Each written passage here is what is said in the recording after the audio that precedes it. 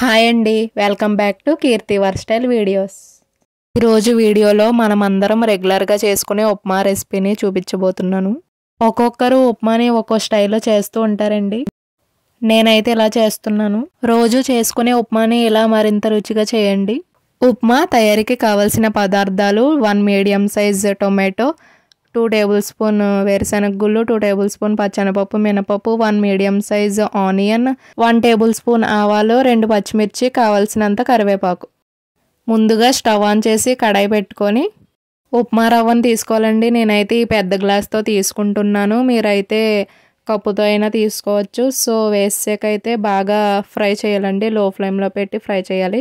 Fry చేయడం వల్ల అయితే టేస్ట్ అయితే బాగుంటుందండి. అలాగే ఎసర్లో రవ్వ వేసినప్పుడు ఉండలు కట్టకుండా ఉంటుందండి. ఇలా బాగా ఫ్రై అయ్యాక స్టవ్ ఆఫ్ చేసానండి. ఇప్పుడు మరొక కడాయి తీసుకొని 1 టేబుల్ స్పూన్ ఆయిల్ వేయాలండి. ఆయిల్ బాగా హీట్ అయ్యాక టమాటాలు, అలాగే ఉల్లిపాయ, వేరుశనగ గుళ్ళు మొత్తం అన్ని వేసేయాలండి. బాగా ఫ్రై చేయాలి, లో ఫ్లేమ్లో పెట్టే బాగా ఫ్రై చేయాలండి. ఇదిగోండి బాగా ఫ్రై అయ్యింది కదండి. ఇప్పుడు బొంబాయి రవ్వ తీసుకున్న గ్లాస్తో అయితే 3.5 గ్లాసులు అయితే వాటర్ తీసుకుంటున్నానండి. కొంచెం పలచగా రావాలంటే 4 గ్లాసులు వాటర్ తీసుకోవచ్చండి. ఇప్పుడైతే సరిపడినంత సాల్ట్ తీసుకొని బాగా మరగనివ్వాలండి. బాగా మరిగాక ఫ్రై చేసిన ఉప్మా రవ్వనైతే వేసేయాలండి.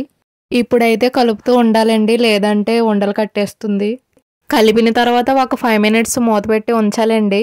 ఇదిగోండి ఉప్మా అయితే రెడీ అయింది. కారపొడితో కానీ లేదా చట్నీతో కానీ పంచదారతో కానీ తింటే చాలా బాగుంటుందండి ఉప్మా. బ్రేక్ఫాస్ట్కి ఉప్మాని అయితే ఈ విధంగా ఈజీగా చేసుకోవచ్చండి. సో ఈ వీడియో నచ్చితే లైక్ చేయండి, షేర్ చేయండి, అలాగే నా ఛానల్ని సబ్స్క్రైబ్ చేయండి. Thanks for watching.